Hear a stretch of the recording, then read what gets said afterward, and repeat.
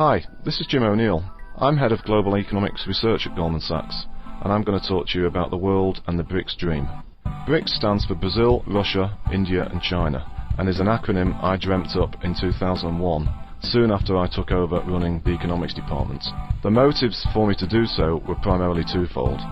First, in taking over the leadership of the department, I thought we needed to focus on how the world may change as well as how it was doing. And secondly, this came right after the tragic events of 9/11, which demonstrated clearly to us all that there was something wrong with the world. Soon after, I wrote an article entitled "The World Needs Better Economic BRICs," and in this article I showed that before the decade was over, the economies of Brazil, Russia, India and China would become much bigger shares of the global economy. 2 years later, we published a piece which tried to guess how the world may look by 2050. We showed that before 2050, China could overtake the United States to become the world's largest economy, possibly reaching as big as $45 trillion, 20 times bigger than it is today. We also showed that India could grow as large as $26 trillion, 50 times bigger than it was today. And also Brazil and Russia, their potential growth would be so big that they would become each members of the largest economies in the world, and that collectively the four BRICS economies could become bigger than the aggregate size of the G7. Many people think that this is just a dream and may or may not happen, and that the focus on the issue of the BRICS is overstated. It is very important to realise that already the BRICS economies are having a huge influence on the world economy, and we calculate that over the past 5 years more than a quarter of world growth in US dollar terms has actually come from the BRICS economies. Even though the BRICS Dream suggests that the absolute size of these countries could become as large as I've explained, it is important to remember that in terms of wealth, which we would measure as GDP per capita, the BRICS economies collectively will not become as wealthy as those of the G7. The United States in particular is still likely to be a lot wealthier than any of the BRICS economies, and Japan and many of the larger economies today will also be wealthier than most. Of the BRICS economies, and it's somewhat ironic because of their likely declining population, Russia is the one BRICS economy that might see its wealth become as large or as high as that of many of the developed economies today and in the future. If you map out the consequences for the world economy, it seems as though the next decade is likely to be the peak period for global GDP growth because of the BRICS phenomena. Thereafter, it is likely that growth may slow again as ageing in the older economies, especially in Europe and Japan, combines with the beginning of the ageing process in some of the BRICS economies, notable China.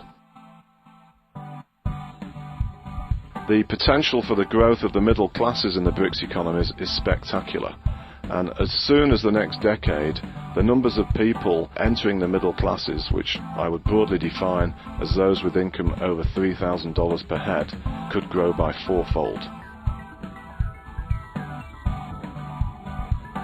To use autos or cars as one example, it seems highly likely that the BRICS economies are going to be the major consumers of new cars, and you can easily see that in the next 20 years China could actually be buying more cars than the United States, and that Brazil, Russia and India could each be buying more cars than any other of the G7 countries.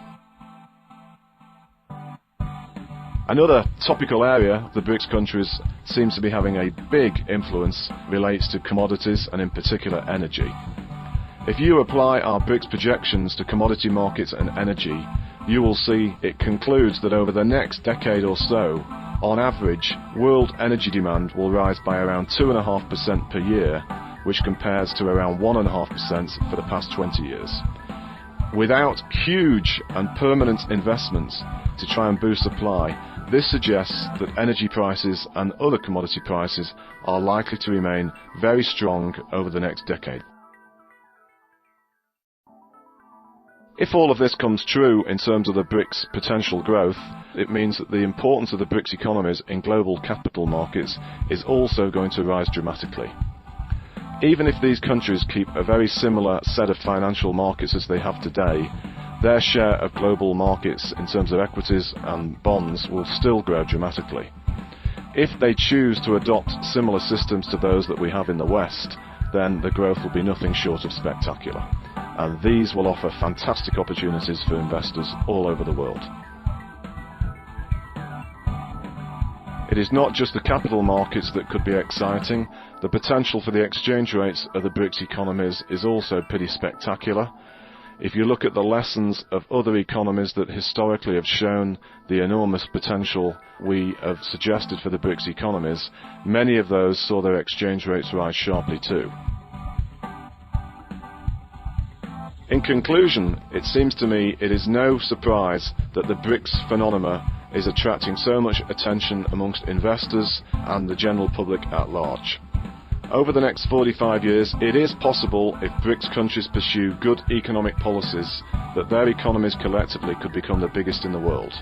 If that's true, it will have enormous influence on every aspect of our societies, and it will provide for those that have invested in the BRICS dream almost definitely pretty spectacular returns.